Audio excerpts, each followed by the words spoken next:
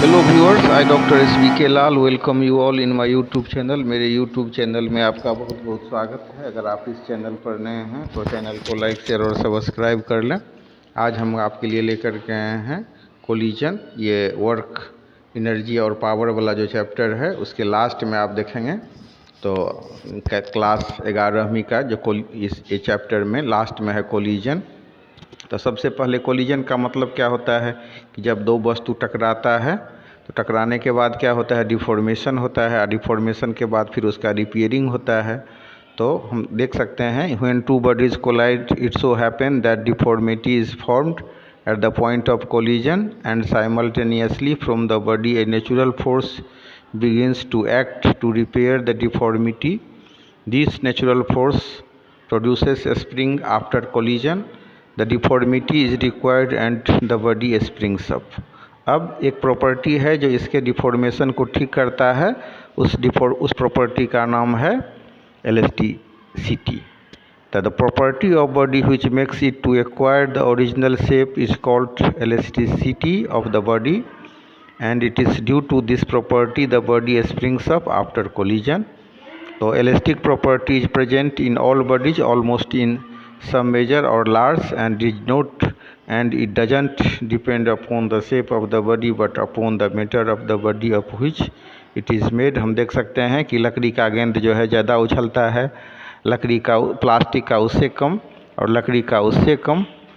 या इसी तरह से हम देख सकते हैं कि मतलब जो लोहा का गेंद बहुत कम उछलता है उसको हम समझ भी सकते हैं उछल रहा है कि नहीं उछल रहा है। तो इस तरह का जो हम देखते हैं प्रवृत्ति, तो ये क्यों होता है, ये कोलिजन के कारण होता है। अब अगर हम टाइप्स की बात करें, टाइप्स ऑफ कोलिजन, तो एक होगा इलास्टिक कोलिजन, दूसरा होगा इनइलास्टिक कोलिजन। तो for mathematical simplicity two extreme case of collision are considered, they are elastic and inelastic collision. अब इलास्टिक कोलिजन क्या होगा, if there is no loss of kinetic energy during a collision it is called elastic collision. Kinetic energy का loss अगर collision के दरमियान नहीं होता है तो इलास्टिक कोलिजन होगा। The collision between subatomic particle is generally elastic. The collision between to steal और glass ball is nearly elastic. तो इस तरह से हम इसको समझ सकते हैं। इसके बाद हम आते हैं inelastic collision, if there is a loss of kinetic energy during a collision it is called inelastic collision. Since there is always some loss of kinetic energy in any collision, collisions are generally inelastic. If the loss of negligibly small, the collision is very nearly elastic. Perfectly inelastic collision are not possible. So if two bodies stick together after colliding, the collision is perfectly inelastic. अब a bullet striking a block of wood and being embedded in it is an example of perfectly inelastic. इस तरह से हम इसको समझ सकते हैं। अब इसके बाद चर्चा करते हैं न्यूटन्स एक्सपेरिमेंटल लॉ। इसमें हम दो वस्तु लेते हैं, एक का मास है m1, दूसरे का मास है m2।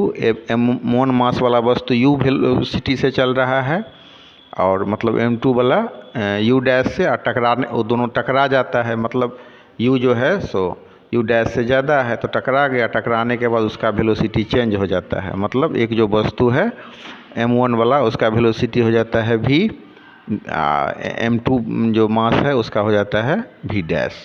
तो इस तरह से हम देख सकते हैं। तो आफ्टर इसमें हमको समझना है कि जो अकॉर्डिंग टू न्यूटन्स जो लॉ ऑफ कोलिजन है तो उसमें क्या होगा कि आफ्टर कोलिजन, इसका सबसे पहले हम क्या करते हैं कि रिलेटिव वेलोसिटी निकालते हैं। आफ्टर कोलिजन तो हम देख सकते हैं कि रिलेटिव वेलोसिटी आफ्टर कोलिजन क्या होगा, v माइनस वी डैश।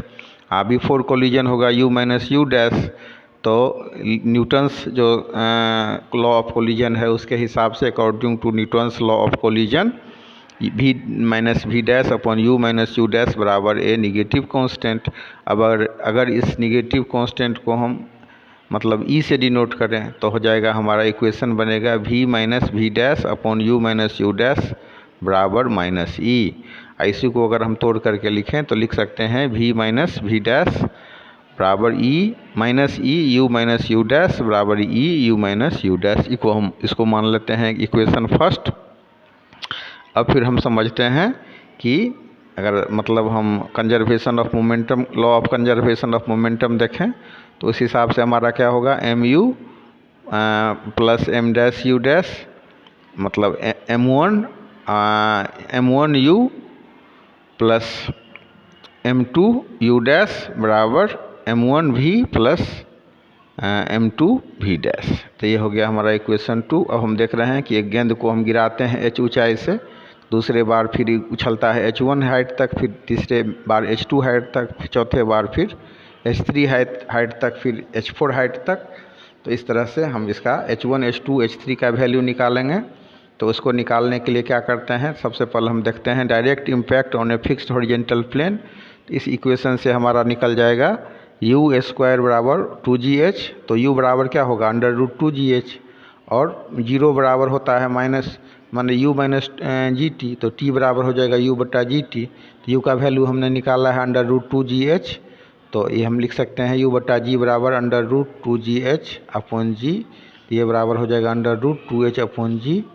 अब फिर हम देख सकते हैं कि h1 का वैल्यू हो जाएगा v square upon 2g, v square बराबर हो जाएगा E square into 2gh upon 2g।